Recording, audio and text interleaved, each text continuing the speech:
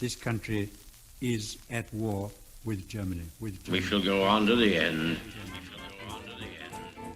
I remember the sheets of flame which came up and almost blinded us from our guns.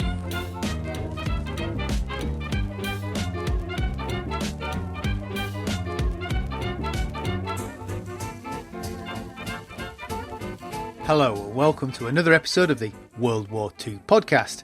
I'm Angus Wallace. On September the 1st, 1939, the day World War II broke out in Europe, General George Marshall was sworn in as Chief of Staff of the US Army. 10 months later, Roosevelt appointed Henry Stimson Secretary of War. For the next 5 years, from adjoining offices in the Pentagon, Marshall and Stimson headed the army machine that ground down the Axis. In this episode, we're going to be discussing the relationship between the two men as they negotiated the war. Joining me is Edward Farley Aldrich. Edward is the author of The Partnership, George Marshall, Henry Stimson, and the extraordinary collaboration that won World War II. Ted, thanks for joining me.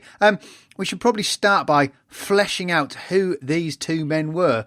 Where did they come from? Shall we start with Stimson? What was his background? Yeah, so he was, by the way, he's 13 years older than Marshall, came from a wealthy New York family. He went to what's considered the Eton of America, which is Phillips of Andover in Massachusetts. Then he went to Yale, where he's a member of the highest social club there, and then Harvard Law School, where he's number 2 in his class. And then he became a Wall Street lawyer, working for a guy who was later Secretary of War and Secretary of State himself under Teddy Roosevelt, a guy named Elihu Root, another unknown American who's considered one of the greatest administrators in U.S. history. And then Stimson became a top lawyer in the country. In 1906, his friend, Teddy Roosevelt, our 26th president, asked him to be U.S. attorney to the Southern District of New York. And that's basically the top enforcer of laws in the country practically, because most of the corporates are there. And if corporates are misbehaving, and back then it was monopolies and trusts, then this is the guy that goes after him. So he did that in 1906, and he really did well in that assignment, and he became kind of a player with Teddy Roosevelt's backing. Then he was appointed Secretary of War in 1911. And so that was his first stint as secretary. And to give you a stint, in 1911, we were still fighting Native Americans. And there was only a single airplane in the Army and Air Force, because back then they were combined. His second stint, we're in the nuclear age. That gives you just a sense of how old, he was 78 years old when World War II ended. He spent the rest of his life going back and becoming a wise man, so to speak, which going back and forth between the law and public service. He did some troubleshooting for Calvin Coolidge, including he solved or settled the civil war in Nicaragua in 1927. The reason that didn't make the papers is the week he did that, Charles Lindbergh flew across the the Atlantic, and landed in, stole his thunder. And then he became Secretary of State for Herbert Hoover. And he was involved in a lot of the big issues during that era, between the wars, German reparations, repayment of debts from the United Kingdom and France. He kind of got in Roosevelt's radar because Stimson was a real bipartisan. Even though he's Republican most of his life, he went against them on a number of issues. He was very issue-oriented. And he felt it was his duty after he was Secretary of State to brief the incoming administration with all the things going on. So he went up to Hyde Park, where Roosevelt's home was, and on the Hudson River. And he spent half a day with Roosevelt basically saying, hey, here's everything you need to know. After that, he went back to the law, but much like Churchill was the only one in the United Kingdom was really raising his voice early on in the mid-30s about Hitler, even earlier, saying, this guy's bad news. Stimson was doing the same thing in America. He wasn't as famous, didn't have the platform that Churchill had. And Roosevelt was very sympathetic to those feelings, but publicly he had to match what America was just isolationist. But he wanted Stimson in his administration, so he made him Secretary of War in 1940. That's kind of Stimson's background. And by the way, he was Time magazine called him at one point in the middle of the war the best lawyer in the country. So he was just a very solid lawyer, public servant. But his whole goal was to create enough wealth so he could spend his time serving the country. Again, real patriot, kind of over the top in his desire to work on big things and do good. Stimson did actually serve in the First World War as well, didn't he? Which Sorry, I forgot to mention that. He was 50 years old, and he was really bummed that he missed the Spanish-American War in 1900, right? And so he trained with the National Guard. And of course, he was now well past the time. He was in Secretary of War in 1911. So the war comes, and he basically uses his contacts, not to get a preferential position. He wanted to be an artillery guy. And he was, at 50, he was a soldier. He was leading artillery, and he went to the front. Incidentally, during the war, he did some training, and the guy who taught him that he was most enamored with and spent a week with him and eating lunch with him, riding horses with George Marshall. So yeah, he fought as a soldier at 50, thought it was his duty, and he was sent home to train people before the war ended. And yeah, that was a big part of it. I just thought that was interesting, considering not every American who was in the military at the time gets to fight in the First World War, yet he does, overaged. And as I said, it's okay to use contacts if you're putting yourself in harm's way. It's if he was using his contact to get a cushy job where he wasn't. But no, he's like, no, I want to be on the front lines. I want to be exposed. And they're like, yeah, go for it. Marshall, was he destined for a military life? Was his background? Not necessarily. He grew up in Uniontown, Pennsylvania. Family had a little money, but then his father lost it on land speculation in the Shenandoah Valley, and he went to the public schools there, and then he went to Virginia Military Institute. And it sounds like it's a military school, but it's not. It's a liberal arts college where they believe in military discipline to run the school. Like, you have no advantage of going there, of being in the military. Not many people go to the military from there. It's just they run it very Spartan-like. And his brother went there, and he couldn't get into West Point, so he went there. His grandfather, I think, fought in the Civil War, but everyone's grandfather fought in the Civil War, so he didn't come from a hugely military family.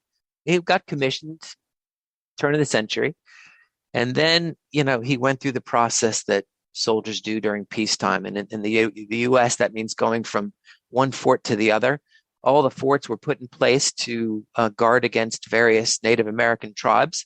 And of course, politically, it was always impossible to move a fort once it was there. So once the threat from Native Americans disappeared, those forts remained, and you just went from one fort to the other. And it was pretty boring. But the thing about Marshall, similar to Stimson, was his record, much like Alan Brooks in the British Army. His record was stellar. He excelled at everything he did. He was considered one of the best teachers. He spent time at teaching schools. He was considered one of the best students, getting number one at the various war colleges he went to when they ranked you.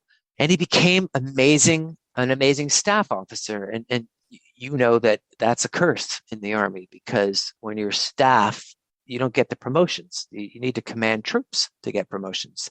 A war usually offers those opportunities, but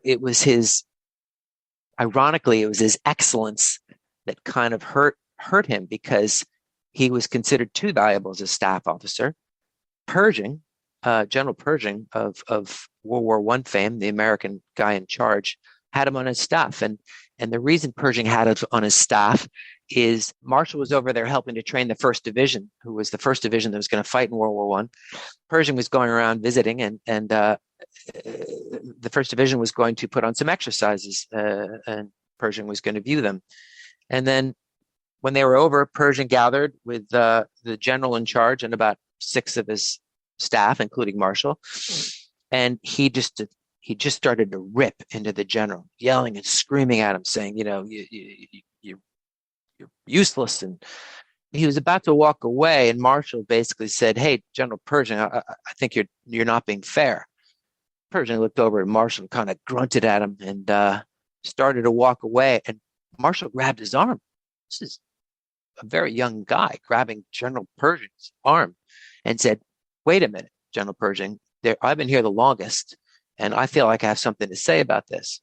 And in an amazingly articulate manner, he proceeded to, for 10 to 15 minutes, explain all the problems they were having and what they were doing to try to solve them. And Pershing, still his dander still up, again mouthed something and started to walk away. But he turned to his aide as he was walking away and said, keep an eye on Marshall. Every time I speak to the First Division, this is the guy I want to speak to. So he totally impressed him. And then Pershing put him on his staff. He performed brilliantly during World War One. The Americans and the British and French, and the last offensive, the Americans were going to do this one battle about 60 miles away from the main front. They had negotiated with Pershing that, yeah, you can go fight this, but you need to be here on this day with this many people. And so Pershing put Marshall in charge of planning the movement from the one battlefield to the other. And it was amazing because he was given 10 days to move 400,000 men, 100,000 horses and mules, 50,000 tons of equipment, 3,000 artillery pieces, these 60 miles. And neither Foch, the French head of the army at that point, or anyone on the British side or American side thought he would get it done, and he did. He finished the war as kind of considered like a logistics wizard. Again, no promotion came with it. They gave promotions to people like Mark MacArthur, who were leading men on the front. But he so impressed people that there was a guy from J.P. Morgan who worked on the civilian staff of Pershing, and his name was Dwight Morrow. He offered Marshall in 1918. He was so impressed with him, they offered him $30,000 a year working for J.P. Morgan, which was back then a fortune compared to what someone in the army got. Marshall turned him down. He thought it was a duty to stay in the army. Thought he still had a path to go on. So after the war, he was Pershing's aide for 5 years, and then he went back to the grind, often teaching because he was so highly thought of as a teacher. When the Depression hit, FDR, you may recall, put all these social programs together like the CCC, Civilian Conservation Corps, and they put the army in charge of dealing with housing all the men and all these out of work Americans. And he excelled at that better than anyone, and that got him on the radar of Franklin Roosevelt. And Harry Hopkins, who is Roosevelt's right-hand man, basically was told that Marshall was the guy to speak to about whether America was prepared in case we got in this war. He totally impressed Hopkins. Word got to Roosevelt, and on the day that Germany invaded Poland in September 1939, the day the World War II started, coincidentally happened to be the day that Marshall was named Chief of Staff. He'd skipped a lot of people to get there as well, hadn't he? Well, there was a rule there that you had to be named Chief of Staff as long as after your 4 years you hadn't turned 64 years old. So that eliminated a lot of the people. But there are like 5 people. It wasn't there are certain books that you say, oh, he leapfrogged over 30 people. I mean, in a sense, Roosevelt could have dismissed that rule. And so, yes, he leaped over many, many people. Roosevelt wasn't one for always following the rules. So I think it was less about that. I think he was impressed with Marshall's record. So, and he was vaulted above a few others. And by the way, for the same reason Marshall impressed Pershing, he impressed Roosevelt. There was a meeting where he was in the room with him. He wasn't Chief of Staff yet. And Roosevelt was talking about his great plans to build like 10,000 planes and very grandiose plans with no detail. And he went around the room. There's about a dozen people in the room, and everyone's like, yes, Mr. President, that's a great idea. And Marshall didn't say anything. And Roosevelt turned to him and said, what do you think, George? And Marshall said, I don't like it. And here's why. You haven't addressed pilots. You haven't addressed spare parts. And he, again, very articulately says why it doesn't make sense. You need a balance, and you need to give some of the money to soldiers. And Roosevelt kind of abruptly ended the meeting, but he was completely impressed. Roosevelt had a ton of yes men around him, but here was the guy who was like going to basically speak truth to power, and Roosevelt wanted that. So credit to Roosevelt for hiring both him and Stimson, because those guys did not mince words. And again, that's credit to Roosevelt for wanting someone like that around. So Marshall's in office before Stimson. Do we know how Marshall felt when Stimson's... Because I think Stimson's essentially... How does the power dynamic work? So Marshall runs the army, Stimson is in charge of Marshall, and Stimson reports to the president. Is that the chain of command? The chain of command is our commander-in-chief is the president. And then the Secretary of War is responsible for the army, the civilian head of the army. Reporting to him is the head of the army, George Marshall. So it is the George Marshall subordinate to Stimson. Roosevelt did make this one executive order before Stimson even got office, because he was not enamored with the previous Secretary of War that says that the Chief of Staff can, on certain military advice, go directly to the president. But in general, you have the order right. It would be Roosevelt, Stimson, and Marshall. Which, of course, Churchill circumvents by naming himself the Minister of Defence as well as Prime Minister. That was his genius. Yeah. But you'd asked about whether Marshall was thrilled. Yes, he was, because from September 39 to July 40, Marshall got nothing done because the country was so deeply isolationist. Roosevelt had to deal. No one really took the war seriously, and Marshall knew Stimson was this guy who wanted to take it seriously and wanted to get prepared. So he was thrilled to have him on board when he came in July 40. But there were still 17 months until Pearl Harbor, so they still had to fight against these strong currents of isolationism. Were you fighting FDR's re-election as well, who is in theory on a isolationist ticket, isn't he? He was trying to keep people out of war. Privately, he knew he should get involved, but they had to find a balance, because if they made the country too prepared for war, then he would be voted out of office. But if he didn't do enough, then they wouldn't be prepared. So it was a really fine balancing act that all three men, Roosevelt, Stimson, and Marshall, had to do during that time. And the only thing that finally settled it was Pearl Harbor. And isolationism, I say this often, that it makes sense. If you look at a map of America, there's this huge Atlantic Ocean on our right, a huge Pacific Ocean on our left, a friendly Canada above us, and a non-threatening Mexico below us. So if you're your typical American looking at it, you're like, why do we need to get involved in what's going on? Europe's been fighting for 1,000 years. We don't need to, much like we did 25 years earlier in World War I, we don't need to get involved in this. And that was the strong sentiment of the country, that they had to fight. But of course, people like Stimson, who spent his career advising the top corporations of the country, and also a few foreign corporations, and he'd been in public service. He was at economic conferences. He knew that the world was interconnected, and that it was not a good idea if Hitler all of a sudden controlled one side of the world. It would be completely contradictory, or it would be against U.S. interests. And most people in the middle of the country just didn't really appreciate that, because they didn't have the exposure that people on the coast did, and particularly corporate lawyers and people in public service. So that's why there was this big isolationism. But at the same time, Stimson and Marshall do manage to, well, I don't know who puts it forward. Is it the now I might have got the act name wrong. Is it the Selective Training and Service Act gets passed? And I presume Stimson and Marshall are behind this expansion of the army. How on earth did the pair of them manage to get that through? Which it makes the army enormous, doesn't it, potentially? Yeah, I mean, they did get it through. They had to use all the political skills of Roosevelt and the integrity, with the backing of the integrity of Marshall and Stimson. And that's a theme through the book, as you probably recall, that, it was their rock solid integrity that made it easy. People hated Roosevelt, senators and congressmen, but they admired and respected Stimson and Marshall. When those guys spoke, there was some force behind it that made them even say, all right, we'll do this.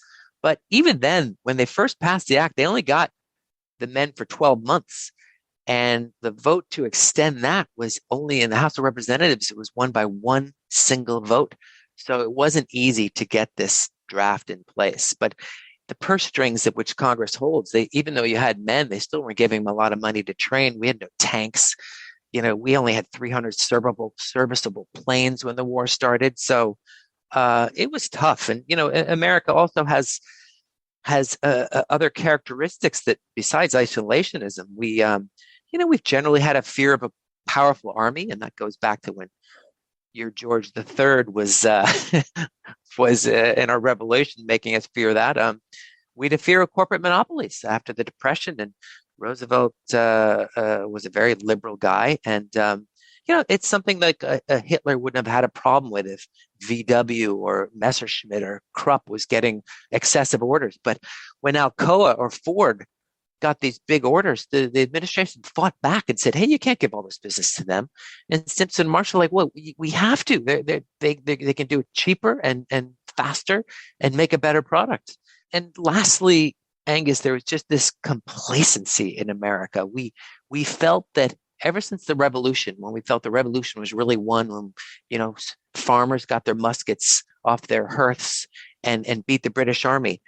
Marshall, in speeches before the war, had to remind people that we had 10 times as many soldiers as the British in the revolution. And we still barely won. And because you guys were trained soldiers, and we had 30 times as many as the British in the War of 1812, and we still barely won. And World War One, people have short memories. People forget that World War One had been going on almost 4 years before America first fought. So we came in there thinking, oh, this, we don't really need to worry about it. Once we have to take our guns off the fireplace wall, we'll win easily. That was very difficult for those guys to deal with. But as I said, Pearl Harbor ended all that. I have to say, I wasn't aware of those figures, and they were fantastically interesting. And it takes you back to that idea of, is it Cincinnatus, the Roman general who comes out of retirement, puts down his plough, leads the armies, and then goes back into retirement. And with that in mind, you kind of understand the idea of a republic better, and the right to bear arms, and all kinds of other connotations about not having a standing army, sort of drop into place. Though, as you say, the failure of how many numbers you need, is not always great. Does Pearl Harbor? I mean, how do the two men take Pearl Harbor? Because I assume their eyes are looking towards Europe when Pearl Harbor happens. How do they react to the attack? So that's a great question, and it's actually it was one of the pleasures of writing the book was that I had Stimson's diary. He wasn't supposed to keep one, and nor was Alan Brooke, by the way. So they both kind of broke the rules because for security purposes, you're really not supposed to keep a diary, and both of them did. And Stimson's was 4 or 5 pages every day about who he met, what he talked about, his feelings, etc. The day Pearl Harbor hit, I overuse this word when I'm describing it, but he was giddy. He was psyched. He basically said, finally, at long last, we're at war. And it's not because he was a warmonger or he was dying to kill people.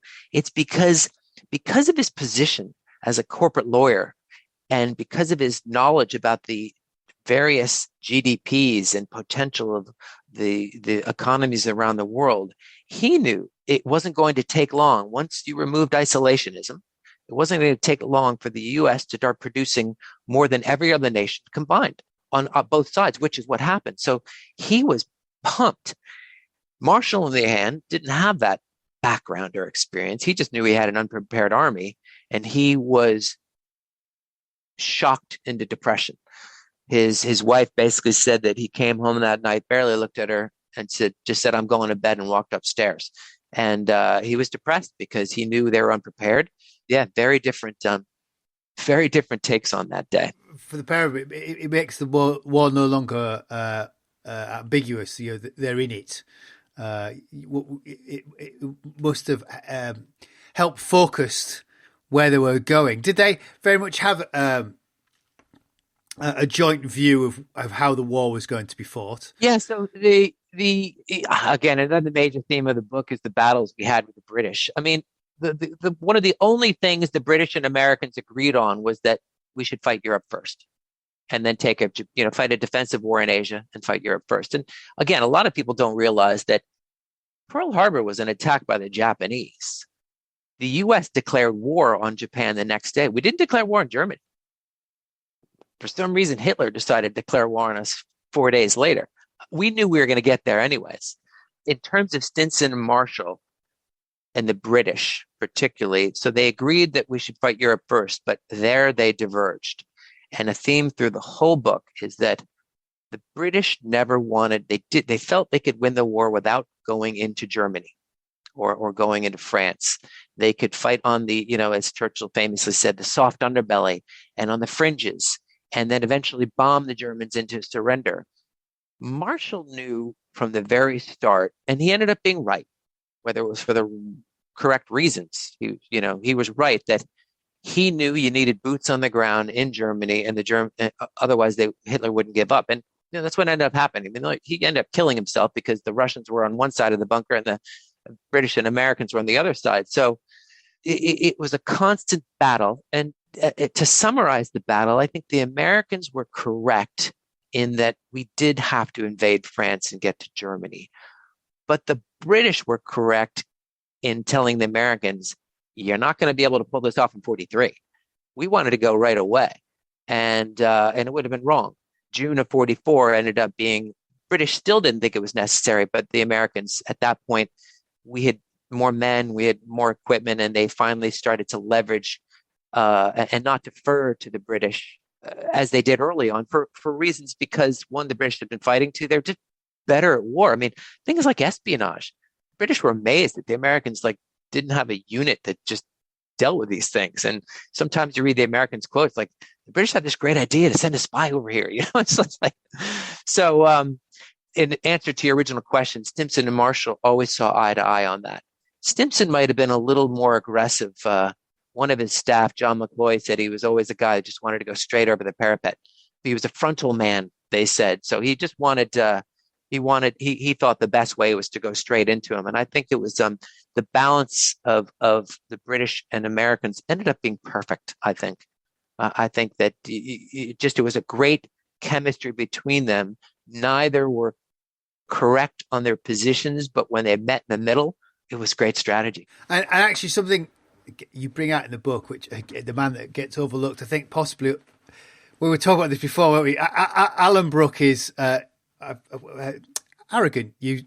was going to say abrasive. You used the word arrogant. I think you might be more, possibly right. But they send over Dill, don't they? Whose first name has rushed out of my head, and I think he has is overlooked in this relationship. Honestly, I have thought many times my next book, I want to do a dual biography of Marshall and Dill, talking about their relationship, because it was extraordinary. I mean, Dill was the best friend Marshall ever had. Friend, forgetting about work colleague. So John Dill was the George Marshall of England. He was, I should say, the Alan Brooke of England before Alan Brooke. He was head of the army. Fantastic record, well respected, but one guy didn't like him, and that was Churchill. For whatever reasons, he couldn't stand Dill. He kicked him upstairs, so to speak, replaced him with Brooke. And then Marshall jumped at the opportunity when the combined Joint Chiefs of Staffs were created. Marshall convinced everyone, saying, hey, for safety reasons, we're going to be meeting in America, obviously, more.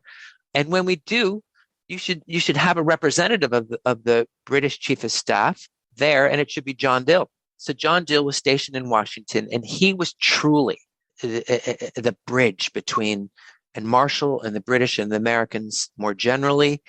And he did things that bordered on treasonous sometimes, but for the cause. He would share secret memos from Churchill to him with Marshall.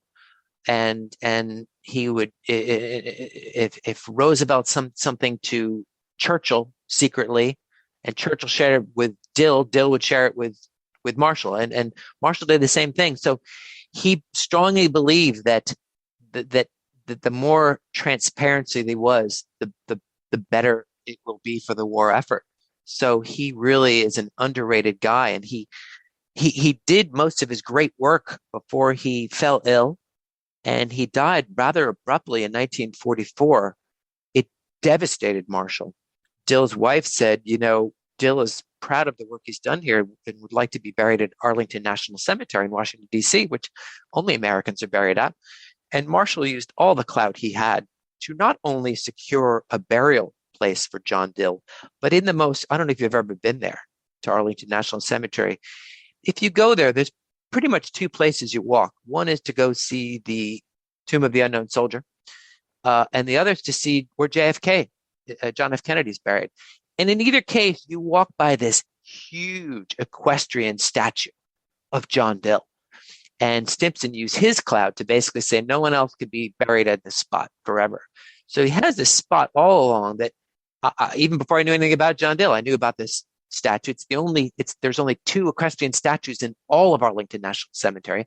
The other's some Civil War guy. And Marshall went out of his way to secure the funding for it and everything, and get the laws approved to allow a British guy. So his story is amazing, and he is. Brooke credited him. Brooke said he was the key. the key to all this. But most people don't know about him, and I'm very glad you brought him up. It's very touching, you know, you're putting the statue up when there's, as you said, there's only one other there of the equestrian statue. I thought it was fantastic. Now, you mentioned Churchill in this relationship. Churchill's, well, I'm never quite sure if Churchill's close to FDR or not, but he certainly spends his time hanging around the White House directly in close relationships with Roosevelt. How much of a problem is that for Stimson and Marshall? Does Churchill kind of circumvent the military chain of command sometimes with Roosevelt, giving him unfiltered advice? I'm going to put it the other way.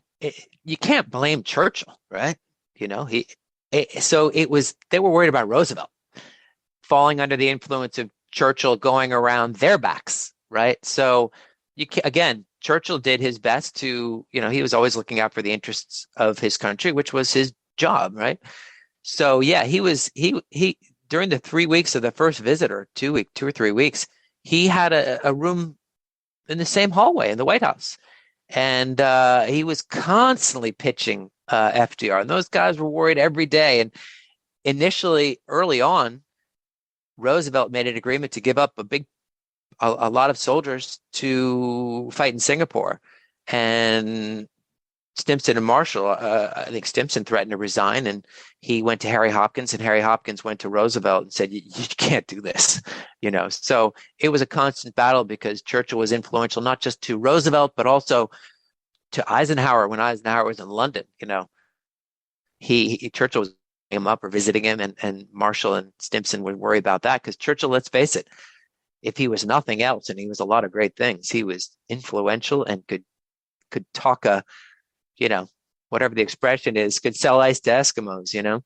I just love the idea of him just sort of hanging around and slowly selling these ideas. So Roosevelt, you know, makes a policy statement, at which point Stimson and Marshall are having to sort of try to persuade him to backpedal.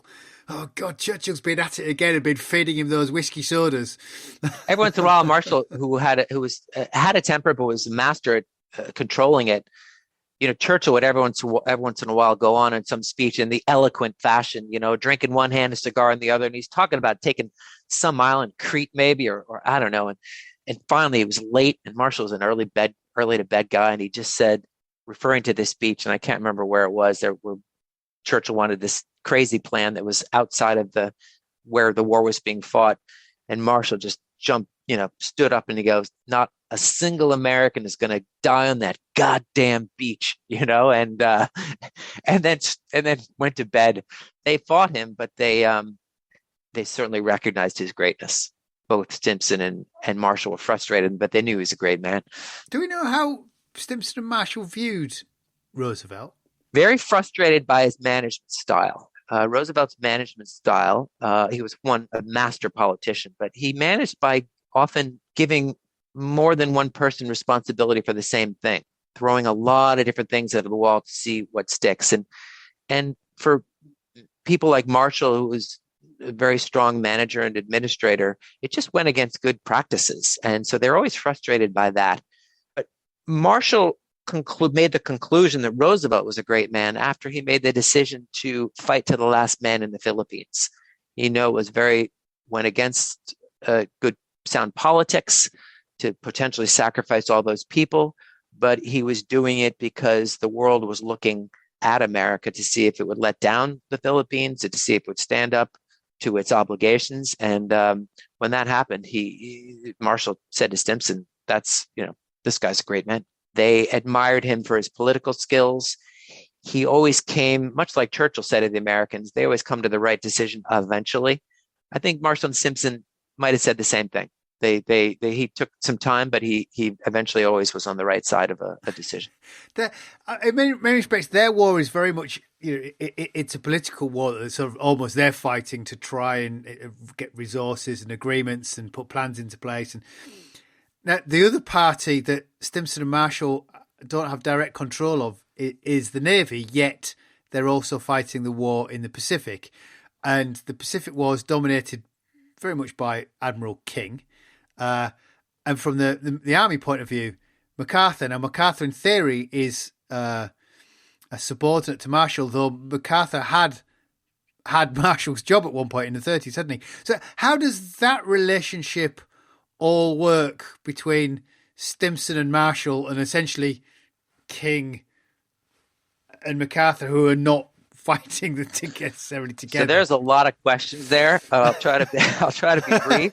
Well, it's just, it's a whole strange political dynamic. It's quite easy to kind of overview the war with Germany, but when you get to the Pacific, you kind of we will just say it was the Navy's war, but it's not. It's very complicated. Is that political juggling act? It is. I read in the book that Marshall had to deal with both MacArthur and King, very difficult personalities. So MacArthur was retired. He was kind of working in the Philippines and kind of responsible for the army there. And Marshall brought him out of retirement, and he had every right not to, because MacArthur had been kind of a nemesis his whole life. It kind of prevented him from getting promoted. When he was chief of staff, he gave him assignments that weren't good for his career.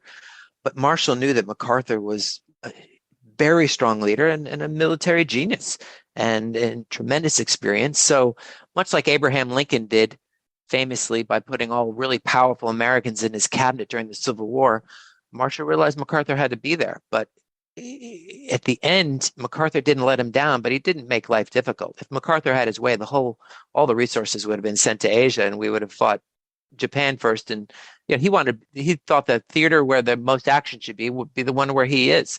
King was one of the least liked guys in the war. The British didn't like him.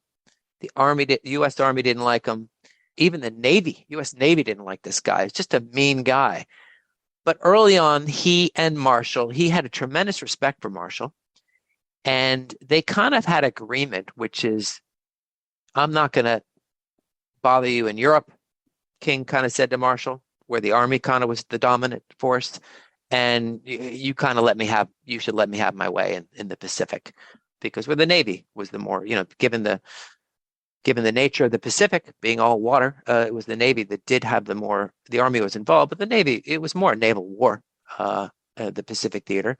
While that wasn't a concrete agreement, Marshall respected it to a point, but King was aware that Marshall had exceptional relationships and a reputation, and he was smart enough to say, to almost cede the leadership of the Joint Chiefs of Staff to him. He just knew his personality. He knew he could do things better than he. And the two men got along, and it was tough. Where Marshall really had to add value was getting between MacArthur and King and the Navy and MacArthur. And that was it's one of the reasons Marshall is not a very well-known name, because if he wasn't so good at his job in Washington, he would have been named to lead the command of D-Day instead of Eisenhower. But Roosevelt knew that he handled the British very well, he handled MacArthur very well, he handled King very well, and no one else could replace him on that. So Roosevelt did not name him as commander of D-Day. I mean, I don't really think about this, but I did wonder if over the time the role of Stimson and Marshall shifts. I wondered if, when Stimson comes in 40, he's very much more the senior figure. He's the political head of the military, as it were. But by the end, towards the end of the war, actually that role shifted. And it's almost like Stimson's found a guy he can trust and almost doesn't take a step back, but he becomes the guiding hand, almost the power behind the throne behind Marshall. That's a great observation. Also his age. I mean, Stimson was 78 when the war ended. And, 78, I think our current president's that age. But back then, 78 was older than 78 is now. I could tell, being intimate with his diary, that he wasn't the same person. When I started reading the diary, he was constantly tired. His health wasn't that great. And his objective, and he would mention his diary all the time, he wanted to focus on the big things only. He had this extraordinary staff, the best staff in Washington. And he delegated a lot to them and really was focused on post-war Europe. And he had tremendous influence on what happened there. The U.S. and the British, to the lesser extent, initially just wanted to punish Germany. And after the war, they wanted to turn them into a pastoral country, strip them of all industry, and make them kind of living on subsistence levels. And that was led by our Secretary of Treasury, Henry Morgenthau. And Stimson fought against this as hard as he fought against anything. And he said, you have to understand, Germany is the engine behind the European economy. We are going to need them to have a strong Europe and one that can stand up to Russia. So he focused on that, and he focused on the atomic bomb that he was administratively responsible for. And Marshall was, as you pointed out, as the war moved on, was taking on a little more because of that. But I think Stimson trusted Marshall from day one. It was more that with the war going smoothly, Marshall could relax somewhat and start dealing on the bigger problems. Yeah, it's such an interesting dynamic. Stimson, was he in charge? I was saying, in charge of the atomic bomb project, but is he there from the start? And is the because as chairman of that project, they are not just focusing on how big a bomb can we make. They do actually branch out into sort of other questions around its use and ramifications, don't they? Which I hadn't realised. Yeah. Simpson was obsessed with that. He wanted to share the secrets of the bomb with the world. I mean, he recognized earlier than most civilians, I mean, the scientists knew that this thing was a game changer. And he thought that it should be shared with the world for, the nuclear technology should be for the whole world to share for peaceful means. And of course, some people said, are you out of your mind, to just give the bombs to others? And he said, they're going to get it eventually. And he was right. He said, but instead, we're going in with good relationships versus just if we keep it in our pocket and use it, and try to leverage its existence for our gain, people are going to resent us. So let's give it to them now because they're going to get it eventually anyways. And he worked on that very hard. So yes, he was administratively responsible for the atomic bomb, but it's not like he was heading to Los Alamos every week. So again, it was something he delegated to one of his staff, Harvey Bundy, and of course there were the scientists who were really in charge of developing the bomb. But yeah, it went more beyond just the power of the bomb. He was very much interested in post-war issues, including the fact that we were in the nuclear age. He was a real forward-thinking guy, hugely forward-thinking. It never fails to amaze me sometimes in the midst of war how certain people are thinking beyond the war, and you just thought you were just focused on winning, and actually some of them are thinking, no, in 2 or 3 years' time, we know we're going to win. It's just when, and they're big thinkers. Keynes is like that, the economist. I'm glad you brought that up, Angus, because it's not just they're thinking it in the last few months of the war. We were thinking about it in the first 3 months of the war. Stimson was having meetings with Secretary of Hull and Secretary of the Navy Knox about post-war, and at this point, Japan was running roughshod over us. Germany was winning all the battles. These guys were so confident, like, all right, when we win this war, I'm thinking to myself, when we win the war, how about winning a battle before you start thinking about the post-war? It was insane. They were really, really special in that regard. So what's their relationship? So, Roosevelt dies in office and Truman takes over. Presumably Truman could have moved them both on, brought in his own staff. I mean, it was probably slightly not necessarily the right time to do it, but he could have done if he chose to. Did they know Truman? Was he a known quantity before he came to office for the two men? So Truman was an unknown person in Washington, a senator from Missouri, I believe a junior senator from Missouri, whose career was pretty interesting. It was very late in coming. He got some degree of fame because he started a kind of a committee to make sure that certain corporations weren't making too much money and that there wasn't fraud going on in the war, as there had been during World War I. Pretty much he drove thousands and thousands of miles in his own car. And he was kind of a pain. And Stimson had a bit of a run-in with him early in the war because there was all this money going to the atomic bomb research called, whatever it was, Project X or something. Nobody knew about it.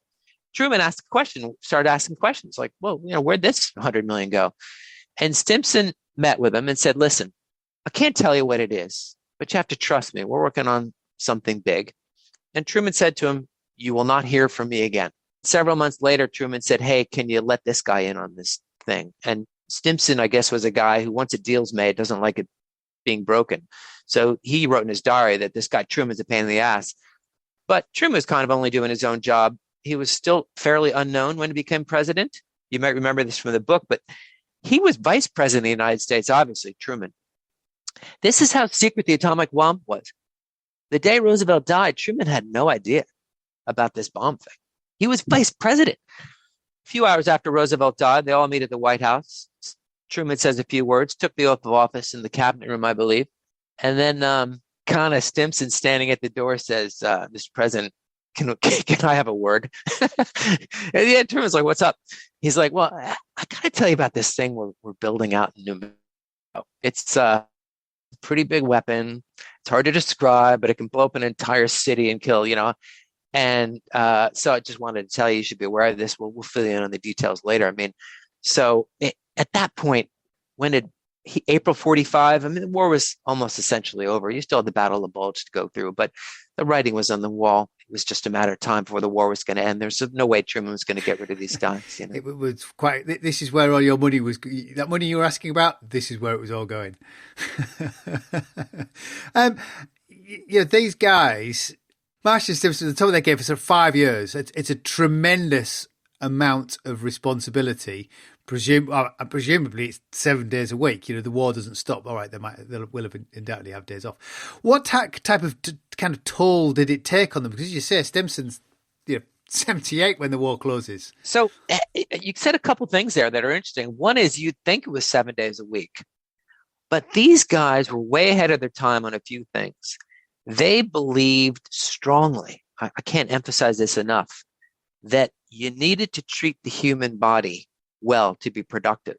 They were a strong believer in sleep, proper amount of sleep, rest, and even more ahead of their time, exercise. They were both obsessed about getting exercise. Marshall rode his horse every day. When Washington was a place you could ride your horse around everywhere. And Stimson would play tennis every night, this form of tennis called deck tennis that was invented on ocean-going vessels back in the day. And on weekends, Stimson went to his estate on Long Island and flew there every Friday night and came back Monday. And was looking at some papers, but they were also home fairly early. They had a large and very trustworthy staff who took care of things, but they both agreed for themselves that they were going to be most effective for their country if they get a good night's sleep, if they are well rested, and if they are physically fit. So that being said, it's certainly, given his age, Stimson started to fade a little. He also had a heart attack in the last week of the war, mild one. But he only died 5 years after the war, and his health wasn't that great. So it definitely took a toll on him. Marshall, a little less so, because he was still, 13 years younger than Stimson and kind of in the prime of that. So it wasn't as bad for him as it was for Stimson. And of course, Roosevelt. Yes, indeed. But they both tendered their resignation almost as soon as the war was over, didn't they? Is that right? As soon as Germany surrendered, I think Marshall basically told Truman, "Hey, I'd like to retire." And Hap Arnold, who was the head of our Air Force and on the Joint Chiefs of Staff, made a bet with Marshall that he said, "Nah, you'll still be in the Army in 6 months." Marshall won the bet, but it wasn't by much because Truman kept him on for a while. Stimson stayed on because Truman wanted him around till the end of the war. And they finally agreed that, I guess, first week in August, I guess the war ended with the 2 bombs dropped on Japan. He stayed on till his 78th birthday. And then Truman allowed Stimson to retire. Marshall stayed on a little longer. And this is an interesting story. And Marshall had interests outside the Army. And he and his wife had really wanted to retire. And on the day he retired, he had a very simple ceremony. And he rushed, jumped in a car and headed off to his home in Leesburg, Virginia, about 40 miles away. And they get there. I mean, he's retired. This is it. They have the rest of their life. And he and his wife stand on the porch and are really pumped. And it was a sunny day. And then his wife goes in and says, "I'm going to take an afternoon nap." And Marshall's, "All right." When his wife is sleeping, the phone rings and it's Truman. And Truman says, "General, I'd like you to go to China." And because he was so duty driven, Marshall said, "Okay."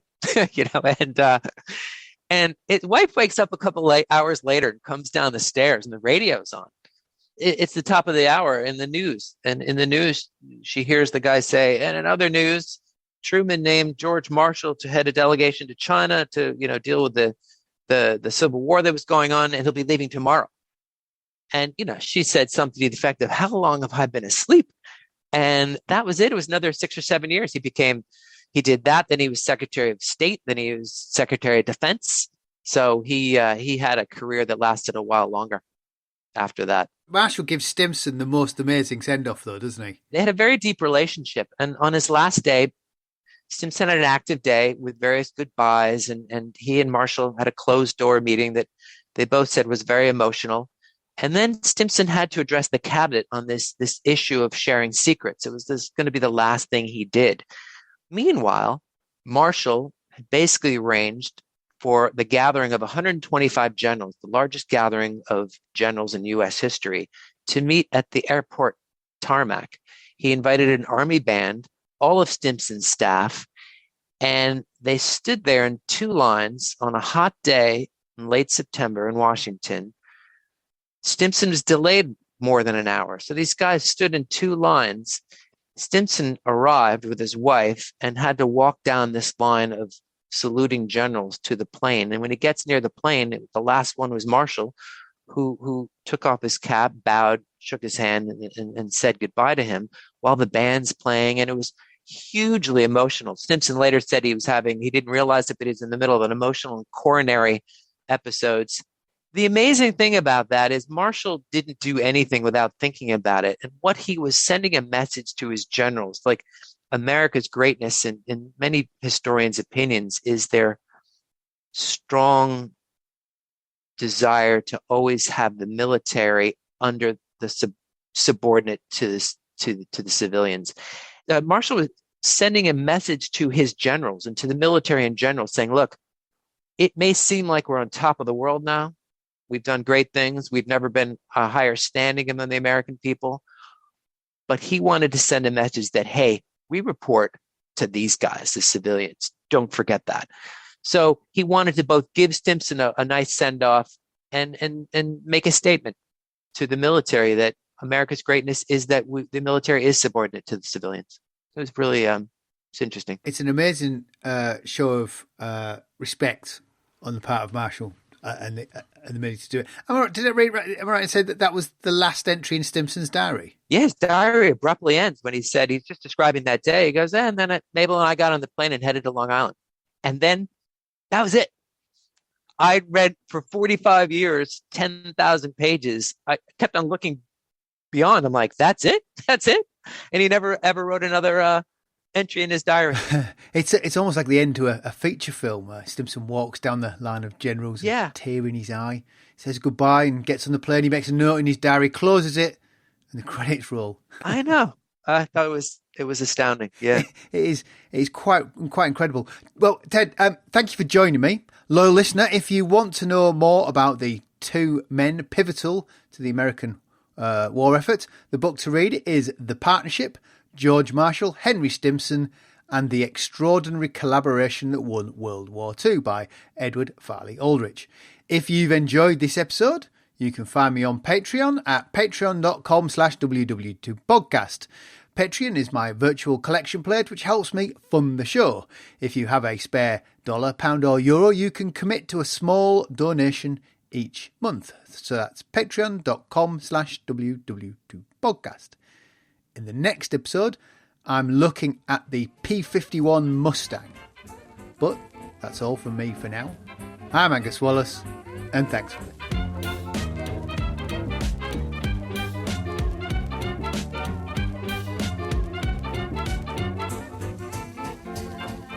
Jerry 88mm gun hit our tongue, blew us the hell out of it. Stalingrad can never be repaired. As Allied Commander-in-Chief, I have granted a military armistice.